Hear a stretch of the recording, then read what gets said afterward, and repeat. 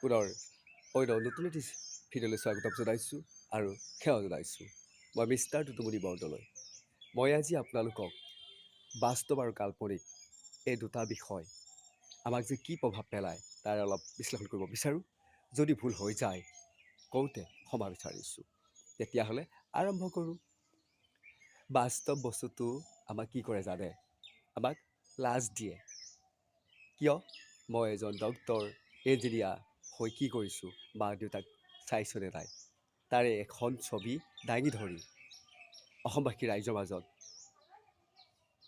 এখন চিত্ৰনাট্যকাৰ হিচাপে কি কৰে?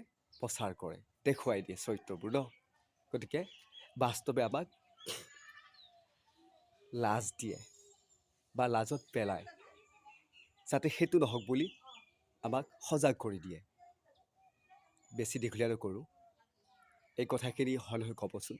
আৰু লগতে কাল্পনিক বস্তুটো এইটোৱে হৈছে, আমি কোনো দিনে নেদেখা, নুশুনা, নকৰা, নোহোৱা এটা ভাৱনা সৃষ্টি কৰি আমি দৌৰি আছোঁ নিজৰ লগতে 10জন বা অসমবাসী ৰাইজক মিছা মৰীচিকা খেদি আছোঁ। এয়া হৈছে কাল্পনিক, যাৰ দ্বাৰা অন্ধবিশ্বাসে তাত সোমাই পৰি মানুহবোৰক সেই পথে পৰিচালিত কৰায় বা বিপথে পৰিচালিত কৰায়। এয়া হৈছে কাল্পনিক। গতিকে এই কাল্পনিক ছবিটো বাস্তৱ জগতত ৰূপ দিবলৈ লগতে কি কৰে? এটাৰ দৃষ্টিগোচৰ কৰি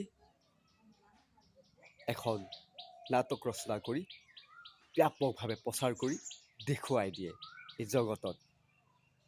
গতিকে আমি জানো সজাগ হৈছোঁ? তো সজাগ হোৱা নাই।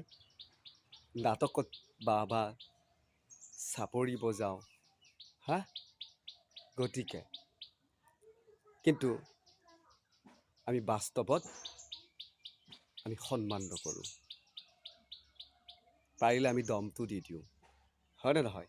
গতিকে এনে যাতে নহওক, যাতে আমি এই বাস্তৱ ছবিখনে যাতে আজি তাৰিখত সেই লক্ষ্যত উপনীত কৰায়, তাৰে মই ভগৱানৰ ওচৰত প্ৰাৰ্থনা কৰিছোঁ আৰু কামনা কৰিছোঁ।